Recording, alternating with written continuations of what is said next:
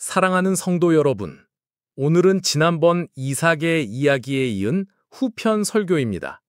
창세기 24장에는 기독교의 중요한 교리들이 담겨져 있기 때문에 후편을 만들어 이번에는 아브라함의 종 엘리에셀과 이삭의 아내 리브가의 초점을 맞추어 설교문을 만들어 보았습니다. 설교문을 구상하던 중 마침 제가 존경하는 유도순 목사님이 창세기 24장을 기반으로 한 설교 영상을 올리셨습니다. 제가 바로 구상했던 내용이었기에 하나님의 섭리라 생각하고 목사님의 영상 내용을 기반으로 설교문을 만들었습니다. 설교를 시작합니다. 혹시 누군가에게 좋은 사람을 소개해 주거나 혹은 소개를 받아보신 경험이 있으십니까? 중매는 단순히 두 사람을 연결하는 일을 넘어 한 사람의 인생에 가장 중요한 동반자를 찾아주는 귀하고 책임감 있는 일입니다. 오늘 우리가 함께 나눌 창세기 24장의 이야기는 인류 역사상 가장 위대한 중매 이야기라고 할 수 있습니다. 이 이야기는 단순히 이삭이라는 한 청년이 리브가라는 아름다운 여인을 아내로 맞이하는 낭만적인 이야기에 그치지 않습니다. 여기에는 신랑이신 예수 그리스도와 그의 신부된 교회의 연합이라는 놀라운 구속사의 비밀이 담겨져 있습니다. 여기에는 숨겨진 그림이 있습니다. 아들을 위해 신부감을 예비하는 아버지 아브라함은 성부 하나님을, 신실하게 신부를 데려오는 늙은 종 엘리에셀은 신부된 교회를 그리스도께 인도하는 성령님과 복음 전도자를, 그리고 신랑 이삭은 우리 주 예수 그리스도를 예표합니다. 그리고 오늘 우리가 주목할 리브가는 바로 그리스도의 신부로 부름받은 저와 여러분, 곧 교회의 모형입니다. 오늘 말씀을 통해 하나님의 위대한 중매 속에서 그리스도의 신부라는 우리의 영광스러운 정체성을 다시 한번 확인하고 신랑 되신 주님을 기다리는 지혜로운 신부로서 어떻게 살아가야 할지 함께 은혜를 나누기 원합니다. 하나님의 위대한 중매는 충성스러운 종 엘리에셀을 통해 시작됩니다. 아브라함은 자기 집 모든 소유를 맡은 늙은 종에게 아들 이삭의 아내를 구해오라면 막중한 사명을 맡깁니다.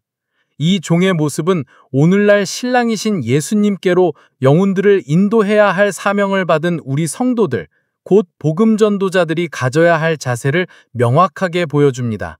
첫째, 그는 자신의 정체성이 확실한 종이었습니다.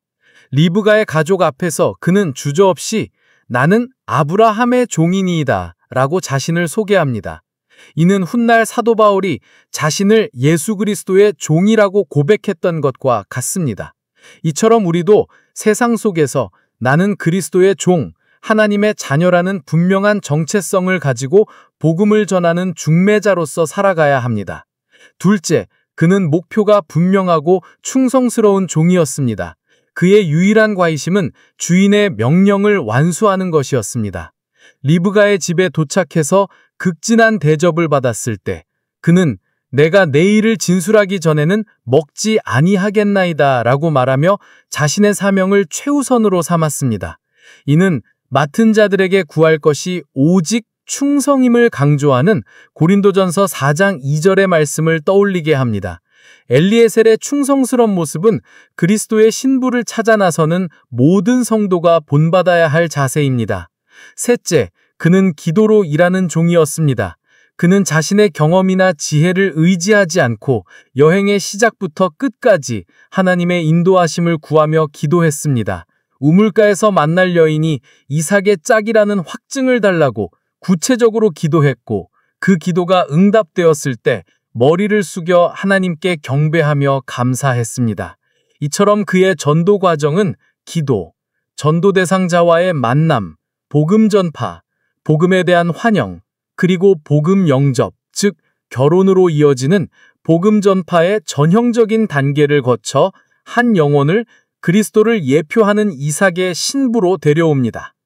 이번에는 리브가에 대한 이야기입니다. 충성된 종 엘리에셀이 신랑에 대해 증언했을 때 리브가는 놀라운 믿음의 반응을 보여줍니다.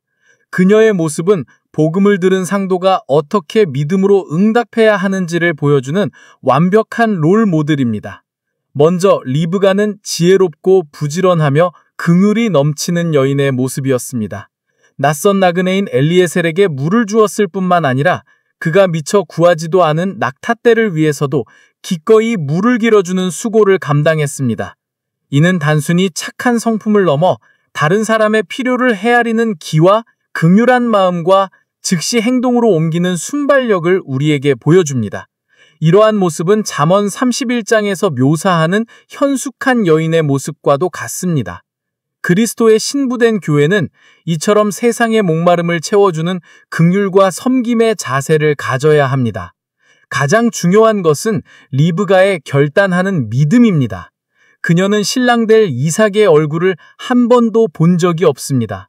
오직 종의 말로들 통해 그의 인품과 배경, 그리고 그를 향한 하나님의 계획을 전해 들었을 뿐입니다. 가족들이 며칠 더 머물러 가다고 권유했을 때 그녀는 조금도 망설임 없이 가겠나이다 라고 대답합니다. 이것이 얼마나 놀라운 믿음의 결단입니까? 이것이 바로 성도의 믿음입니다. 사도 베드로는 예수를 너희가 보지 못하였으나 사랑하고 이제도 보지 못하나 믿고 말할 수 없는 영광스러운 즐거움으로 기뻐하니 라고 고백했습니다. 우리 역시 눈으로 예수님을 보지 못했지만 충성된 종들, 즉 복음 전도자들을 통해 전해진 말씀을 믿고 주님께 가겠다고 결단한 사람들입니다. 이삭과 리브가의 결혼은 한 개인의 인생사를 넘어 아브라함에게 주셨던 하나님의 언약이 성취되는 장엄한 구속사의 한 장면입니다. 그녀가 집을 떠날 때 가족들은 그녀를 이렇게 축복합니다. 우리 누이여, 너는 천만인의 어머니가 될지어다. 내 씨로 그 원수의 성문을 얻게 할지어다. 창세기 24장 60절 말씀입니다. 이 축복은 단순히 자손의 번성을 기원하는 말이 아닙니다. 여기에는 인륜을 구원하시려는 하나님의 위대한 계획이 담겨 있습니다. 이 축복은 최초의 여인 하와에게 주셨던 생명의 어머니라는 약속, 아브라함의 아내 사라에게 주셨던 여러 민족의 어머니라는 약속과 그 맥을 같이 합니다. 그리고 이 모든 약속의 씨는 궁극적으로 예수 그리스도를 통해 성취됩니다. 리브가의 씨를 통해 오실 메시아가 사탄의 권세, 원수의 성문을 깨뜨리고 승리하실 것에 대한 예언인 것입니다. 이처럼 리브가가 이삭과 연합하는 것은 하나님의 언약이 마침내 예수 그리스도 안에서 완성되는 구속사의 핵심적인 사건이었던 것입니다. 놀라운 사실은 하나님께서 이삭의 짝으로 리브가를 이미 예정해 놓으셨다는 것입니다. 마찬가지로 성경은 하나님께서 창세전에 그리스도 안에서 우리를 택하사 그의 신부로 삼으셨다고 선포합니다. 에베소서 1장 4절은 곧 창세전에 그리스도 안에서 우리를 택하사 우리로 사랑 안에서 그 앞에 거룩하고 흠이 없게 하려고 라고 말씀합니다. 우리가 예수를 믿기로 결단한 것 같지만 사실은 하나님의 영원한 구원 계획과 예정하심 속에서 부르심을 받은 것입니다. 그렇다면 그리스도의 신부로 부름받은 우리는 오늘 이 땅에서 어떻게 살아가야 할까요?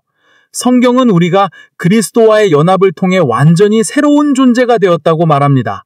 그리스도와의 연합은 기독교 교리 가운데 중요한 것으로 바로 거듭남의 진리입니다. 성경은 우리가 어떠한 상황에서 구원받았는지를 이야기 형태로 전해주고 있습니다. 호세아서에서는 고멜과 같은 음탕하기 짝이 없는 여인과 같은 페인과 같은 존재였습니다. 에스겔서 16장에서는 이렇게 묘사합니다. 피투성이로 버려져 죽어가던 아기와 같은 것들을 하나님께서 물로 씻기시고 기름을 바르시고 아름다운 옷을 입혀 왕후의 자리까지 앉히셨다고 말씀합니다. 이것이 바로 죄로 죽었던 우리가 오직 하나님의 은혜로 구원받아 그리스도의 정결한 신부가 된 우리의 모습을 말해주고 있는 것입니다. 그리스도와 연합되어 우리 안에서 일어나는 거듭남은 생명의 씨인 하나님의 말씀이 우리 안에 들어올 때 시작됩니다. 말씀이 성령의 조명을 통해 우리 영혼에 심길 때 죄로 죽어가던 옛사람은 그리스도와 함께 십자가에 못 박히고 우리 안에 작은 예수라 불리는 새 생명이 태어나 자라게 됩니다. 이것이 고린도 후서 5장 17절이 말하는 그런즉 누구든지 그리스도 안에 있으면 새로운 피조물이라 이전 것은 지나갔으니 보라 새 것이 되었도다 라는 말씀의 실제입니다. 따라서 그리스도의 신부로 살아간다는 것은 더 이상 죄와 옛습관에 지배받는 삶이 아니라 내 안에 살아계신 그리스도의 생명이 매일매일 드러나는 삶을 사는 것입니다. 다시 말해서 나의 생각과 말과 행동을 통해 예수님의 성품과 사랑이 나타나는 것, 이것이 바로 말씀의 성육화, 복음의 실제화이며 교회의 진정한 부흥입니다. 새 생명, 씨를 잉태한 어머니가 새 생명을 탄생하기 위해 자기를 희생시키고 죽여야 때가 되면 새 생명 탄생하는 것처럼 우리는 날마다 십자가 앞에서 나의 옛자아를 죽이고 성령의 능력으로 새 생명의 삶을 살아냄으로써 신랑 되신 주님이 기뻐하시는 거룩하고 흠없는 신부로 단장되어야 합니다. 보지 못하였으나 사랑하고 믿음으로 결단하며 거룩한 신부로 살아가십시오. 이 한 문장이 오늘 우리 마음에 깊이 새겨지기를 소망합니다.